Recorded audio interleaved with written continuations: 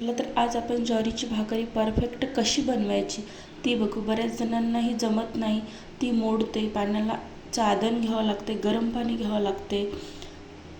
पाणी घेतलं तरीही पण मोडते. आदन न घेता कशी बनवायची बघा. कशी टम्म अशी फुगलेली आहे आणि एकदम अशी पापोडा आलेला आहे आणि नरमही पण झालेली आहे. तर अशा कशी बनवायची ते आपण बघूया. चला, मी इथे ज्वारीचं पीठ घेतलेलं आहे बघा. 2 ते 3 ज्वारीच्या भाकरी होतील एवढं पीठ घेतलेलं आहे मी. थोडं थोडं पाणी घालून आपल्याला ते व्यवस्थित असं मळून घ्यायचं आहे. एकदाच पाणी टाकायचं नाही, ही चूक करायची नाही. थोडं थोडं जसं लागेल तसं मळून घ्यायचं आहे आपल्याला. थोडंसं दाब टाकून आपल्याला असं पीठ मळून घ्यायचं आहे. एकदम आल्हाद हाताने असं नाही मळून घ्यायचं बघा. इथला असा भार पडू द्यायचा हाताचा आपला पूर्ण. अशा प्रकारे जेवढं होईल तेवढं असं पीठ आपल्याला मळून घ्यायचं आहे. 3 ते 4 मिनटं आपल्याला हे पिठाला द्यायचे आहेत मळवण्यासाठी. एकदाच पीठ आपल्याला अजिबात मळून घ्यायचं नाही. 2 ते 3 भाकरीचंच पीठ प्रत्येक वेळेस आपल्याला मळून घ्यायचं आहे.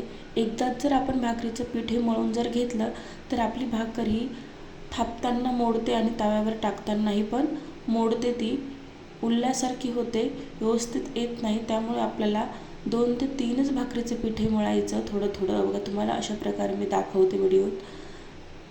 अशा प्रकारे आपल्याला पीठ हे मळून घ्यायचं आहे आणि एकदम सॉफ्ट असं मळून घ्यायचं आहे.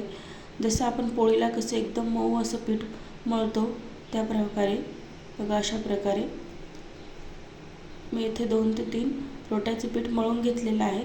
थोडं थोडं आपल्याला लागेल तसं पीठ हे मळून घ्यायचं आहे.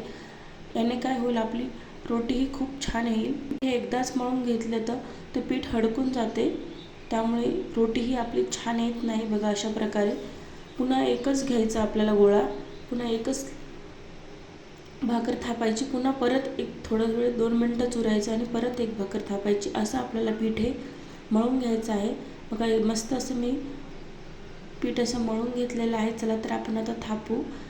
एक हात तुम्ही असा पण कडेला लावू शकता. याने काय होईल, आपली भाकरी गोल येईल.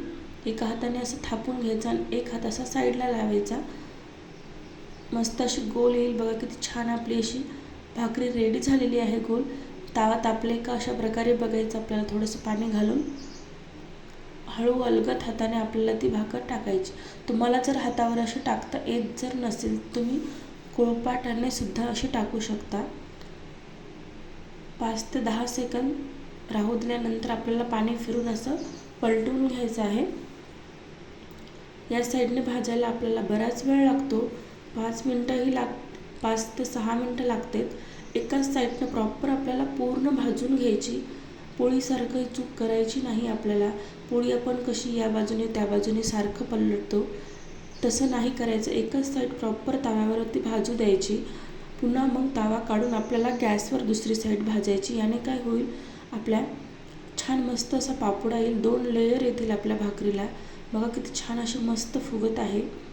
तव्यावरती दोन्ही बाजू आपल्याला अजिबात शेकायच्या नाही बघा. अशा प्रकारे किती मस्त आपली फुगलेली आहे. पांढरी शुभ्र ही आपल्याला भाकर करता येते, पण अशी काळे काळे थोडेसे चट्टे पडू द्यायचे. एकदम आपण जर अशी भाजली तर ती भाकर अशी कच्ची असल्यासारखी वाटते. त्यामुळे अशी खरपूसच भाजू द्यायची. पीठ पीठ लागतं हे ज्वारीच्या भाकरीचं. कच्ची असल्यासारखी वाटते, त्यामुळे अशी खरपूर मस्त अशी भाजू द्यायची खरपूस बघा. मी दुसरी पण बनवली, ती पण बघू आपण.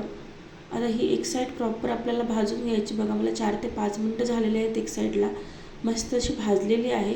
आता आपण तवा काढून गॅसवर भाजून घेऊ बघा. किती छान अशी टम्म फुगलेली आहे. अशा पद्धतीने जर तुम्ही बनवली तर तुमचीही एकदम मस्त अशी येईल. पापोडा पण येईल तुमच्या भाकरीला. व्हिडिओ आवडला असेल तर लाईक करा, शेअर करा, सबस्क्राईब करा चॅनलला.